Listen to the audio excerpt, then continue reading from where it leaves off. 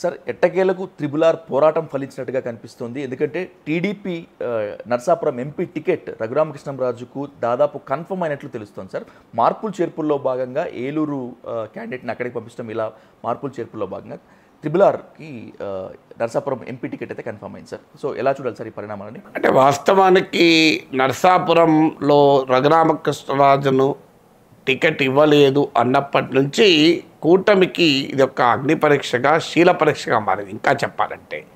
ఎందుకంటే చాలా కాలంగా జగన్ వ్యతిరేక ఆలోచనకు, వ్యతిరేక పోరాటానికి రఘురామకృష్ణరాజు ఒక సింబల్గా మారిపోయాడు. సో ఆయన రోజు జగన్ వ్యతిరేకించడం, టీడీపీ అనుకూల సోషల్ మీడియా కూడా, టీడీపీ అనుకూల మీడియా కూడా రఘురామకృష్ణరాజును కొన్ని నెలలుగా యాంటీ జగన్ క్యాంపెయిన్ హీరోగా మార్చేశారు. సో రఘురామకృష్ణరాజును ఒక యాంటీ జగన్ ఫినామినన్గా టీడీపీ దాని ఇకోసిస్టమ్ మార్చిన తర్వాత ఎప్పుడైతే ఆయనకు టికెట్ ఇవ్వలేదో ఒక జగన్ వ్యతిరేక నిబద్ధత ఎంత మేరకు బీజేపీకి ఉంది అనేది ప్రశ్నార్థకంగా మారింది. అంతకుముందే ప్రధానమంత్రి నరేంద్ర మోడీ చిలకలూరిపేట సభలో మాట్లాడిన తీరు కూడా అనేక అనుమానాలకు కారణమైంది. కనీసం చంద్రబాబు నాయుడును ముఖ్యమంత్రి చేయమని పిలిపివ్వలేదు, జగన్మోహన్ రెడ్డిని ముఖ్యమంత్రిగా ఓడించమని పిలిపియలేదు. ఆ మోడీ సభ డ్యామేజ్ చేసిన తర్వాత రఘురామకృష్ణరాజుకు సీట్ రాలేదు. సో రఘురామకృష్ణరాజుకు సీట్ రాకపోవడం అనేది ఒక క్వశ్చన్ మార్క్గా మారింది. ఎందుకు ఇవ్వలేదు? ఎందుకంటే ఆయన ఆర్థిక వనరులు ఉన్నవారు, కూటమి తరఫున బలమైన అభ్యర్థి అవుతాడు, అన్ని రకాల రిసోర్సెస్ ఉన్న వ్యక్తి, మరి ఆయనకు ఎందుకు ఇవ్వలేదు? మరి జగన్ పట్ల బీజేపీ వైఖరి ఏంటి అనే ప్రశ్న మొదలైంది.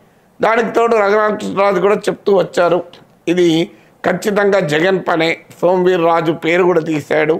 అందువల్ల మరి జగన్ ఇన్ఫ్లుయెన్స్తో బీజేపీ ఇవ్వలేదంటే మరి టీడీపీ ఏం చేసింది? అసలు ఈ కూటమిలో ఏ సీటు ఎవరికి ఇవ్వాలి, ఏ టికెట్ ఆ సీట్లో ఎవరు పోటీ చేయాలన్నది చంద్రబాబు నాయుడు చేతిలో కూడా లేదా, జగన్మోహన్ రెడ్డి డిసైడ్ చేస్తాడా అని. ఎందుకంటే బీజేపీకి ఇది కేటాయించారు కనుక, బీజేపీ రఘురామకృష్ణరాజుకి ఇవ్వలేదు కనుక బీజేపీ జగన్ ప్రభావం చేసి చూపాడు అని అన్నారు. మరి టీడీపీ ఎందుకు బీజేపీకి ఇచ్చింది ఈ సీటు?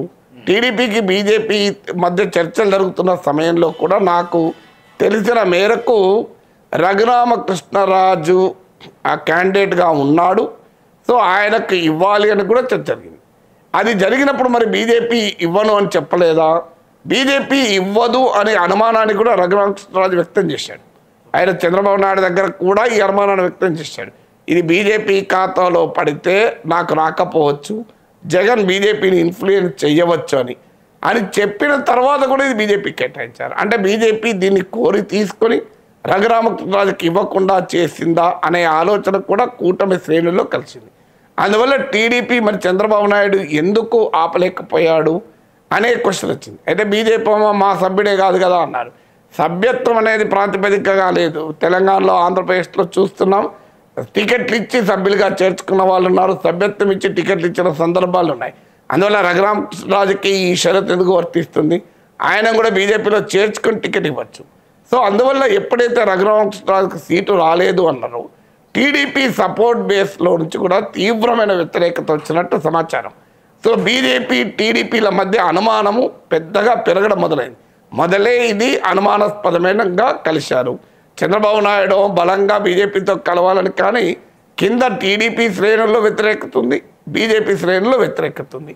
ఇప్పుడు జగన్మోహన్ రెడ్డి ఒకవేళ బీజేపీ అండదండ లేకపోతే చంద్రబాబు నాయుడు అరెస్ట్ చేసేవాడా, అమరావతి పైన ఇలా చేసేవాడా అనే ప్రశ్నలు, అనుమానాలు టీడీపీ వాళ్ళలో ఉన్నాయి. వాళ్ళ మీడియా కూడా దీన్ని బహిరంగంగానే చెప్పింది.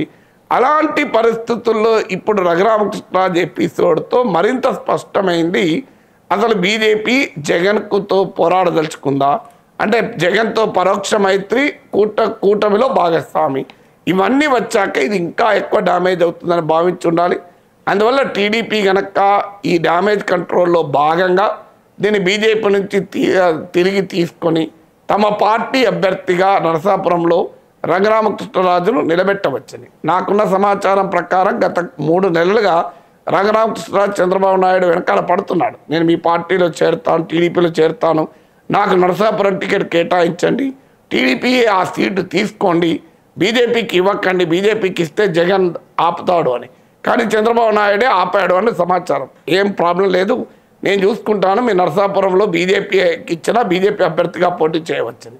కానీ ఇవన్నీ జరిగిన నేపథ్యంలో ఇక తప్పదు, ఇదేదో మొదటికే మోసమయ్యేటట్టుంది. రఘురామకృష్ణరాజు ఎందుకు టికెట్ ఇవ్వలేదు అన్న అనుమానం ఇది చాలా పెద్ద సమస్యగా మారుతుంది. ఎందుకంటే బండి సంజయ్ని ఎందుకు డ్రాప్ చేశారు అనే అనుమానం బీజేపీని తెలంగాణలో దెబ్బతీసింది. కట్టప్ప బాహుబలిని ఎందుకు చంపాడు అన్న ప్రశ్న బాహుబలి విజయానికి కారణమైంది, సినిమా విజయానికి కారణమైంది. అలా రఘురామకృష్ణరాజుకి ఎందుకు సీట్ ఇవ్వలేదు అన్న ప్రశ్న కూటమి దగ్గర ఆన్సర్ లేని ప్రశ్నగా మారింది. అందువల్ల ఇది చాలా పెద్ద పొలిటికల్ డ్యామేజ్తో భావించి ఉన్నట్టున్నారు. అందుకే మళ్ళీ ఈ పరిణామాలు జరిగి నరసాపురం టికెట్ టీడీపీఏ తీసుకొని రఘురామకృష్ణరాజును అభ్యర్థిగా పెట్టే అవకాశం పెడుతున్నట్టు కనబడుతుంది.